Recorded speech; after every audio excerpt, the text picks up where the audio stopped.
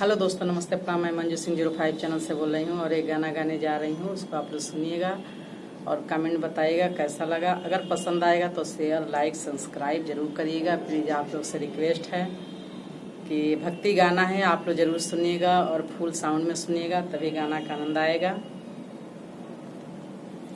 एक लड़की अपने ससुराल गई है तो कैसे एक मालिन से कह रही है, माला लाने के लिए पूजा करती है, जाप करती है ओम नमः शिवाय का, तो मालिन से माला लाने के लिए कह रही है। किस गाना के माध्यम से कैसे कह रही हो आप लोग सुनिएगा।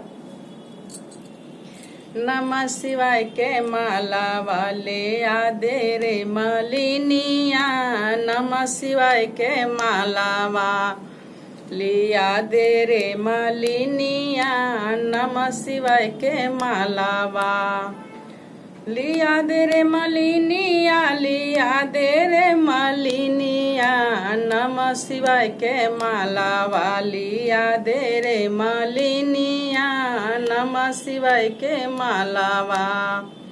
मालावा के जाप हम अंगन बीचे कईनी, अरे मालावा के जाप हम आंगन बीचे कईनी, आंगन बीचे कईनी, आंगन बीचे कईनी।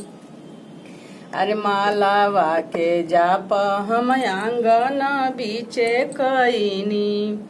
अरे सासू हमके कहेली कि बहू है भगतिनिया, सासू हमके कहेली कि बहु भगतिनिया, नमः शिवाय के माला वाली आदे रे मालिनिया, नमः शिवाय के माला वाली आदे रे मालिनिया, नमः शिवाय के मालावा।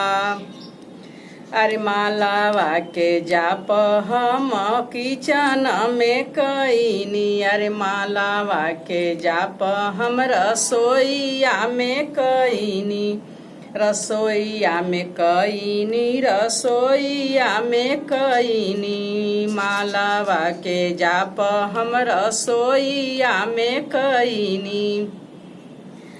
अरे जेठनी हमके कहेली, अरे जेठनी हमके कहेली देवरानी है जोगिनिया, नमः शिवाय के माला वाले आदे रे मालिनिया, नमः शिवाय के माला वाली आदे रे मालिनिया, नमः शिवाय के मालावा।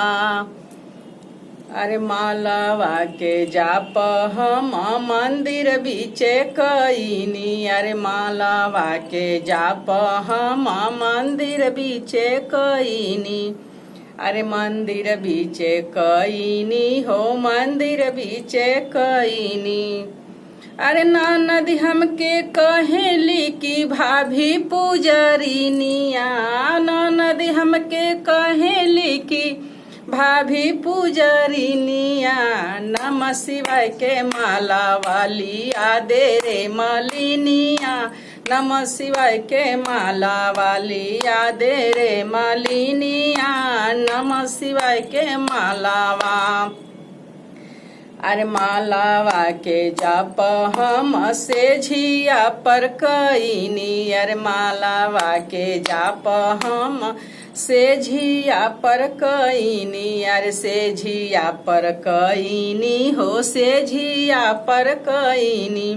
अरे स्वामी हमके कहेले कि धनी लक्ष्मीनिया, नमः शिवाय के माला वाली आदे रे नौनिया, नमः शिवाय के माला वाली आदे रे मालिनी। अरे स्वामी हमके कहेले कि धनी लक्ष्मीनिया, नमः शिवाय के माला वाली आदे रे नौन, नमः शिवाय के माला वाली आदे रे मालिनिया, नमः शिवाय के मालावा।